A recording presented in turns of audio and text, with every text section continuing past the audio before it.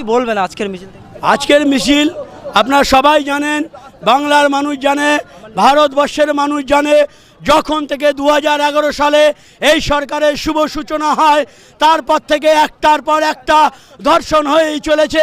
যে রাজ্যে মাননীয় মুখ্যমন্ত্রী একজন মহিলা, সেই মহিলা মুখ্যমন্ত্রী হয়েও এই বাংলায় যে হারে ধর্ষণ বেড়ে গেছে এবং লুট সন্ত্রাস খুন বেড়ে গেছে, তার বিরুদ্ধে আমাদের আজকের এই প্রতিবাদ মিছিল। মমতা বন্দ্যোপাধ্যায় বলেছিল যে মৃত্যু হয়েছে সেই পরিবারকে তো 10 লক্ষ টাকা দিতেই পারি, তারপরে মমতা বন্দ্যোপাধ্যায় বলছে আমাকে নিয়ে মিথ্যে সম্প্রচার ছড়ানো। আসলে আমার জানা মতে এই ভারতবর্ষের মধ্যে যতগুলো মুখ্যমন্ত্রী আছে, এনার মতো মুখোশধারী ধাপ্পাবাজি নির্লজ্জ বেহায়া মুখ্যমন্ত্রী আমি আমার জীবনে দেখিনি।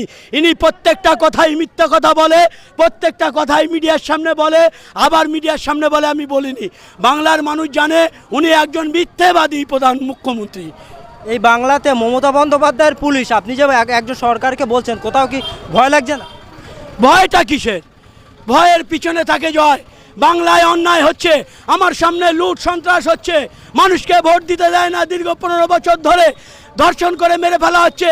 আজকে আমাদের এই বন তিলোত্তমা, তিনি আমাদের একটা সম্পদ, মেডিকেল কলেজের তিনি ডাক্তার, তাকে মানে ধর্ষণ করা হলো, ধর্ষণ করে খুন করে আবার ধর্ষণ করা হলো। এর প্রতিবাদ আমরা দেখে শুনেও যদি না করি, নিজের জীবনের যদি মায়া করি, আগামী ভবিষ্যৎ আমরা আমাদের জেনারেশন কার কাছে রেখে যাচ্ছি? আজকে ওই বোনকে কেন হত্যা হতে হলো আপনারা জানেন? ওই বোন জেনে গেছিল কলকাতা মেডিকেল কলেজের মধ্যে কি হয়।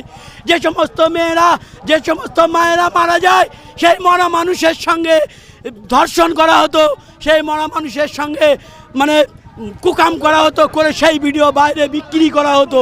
সেই সমস্ত জিনিসগুলো, সেক্স র্যাকেটগুলো জানতে পেরেছিল, জাল ওষুধের কথা জানতে পেরেছিল, যার ফলে আমার বোনটাকে হত্যা করা হলো। আমার ওই বোনটা ছিল একটা সম্পদ, সেই বোনটা যদি বেঁচে থাকতো আজকে শয়ে মানুষ তার সেবা পেয়ে উপকৃত হতো, কিন্তু আজকে তাকে মেরে দেওয়া হলো। কেন মেরে দেওয়া হলো? ওদের কুকীর্তি ঢাকার জন্য এই বোনটাকে হত্যা হতে হলো, বলি হতে হলো, ধর্ষণ হতে হলো।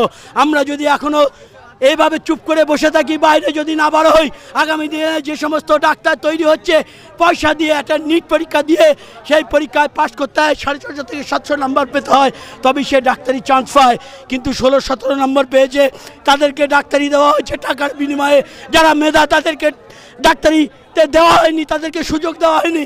আগামী দিনে আপনি যখন আমার বাচ্চাদের নিয়ে ট্রিটমেন্ট করতে ওই হসপিটালে পৌঁছে যাব জ্যান্ত, কিন্তু ফিরে আসবো মরা, কারণ ওরা অযোগ্য ডাক্তার, অযোগ্যকে ডাক্তার বানিয়েছে।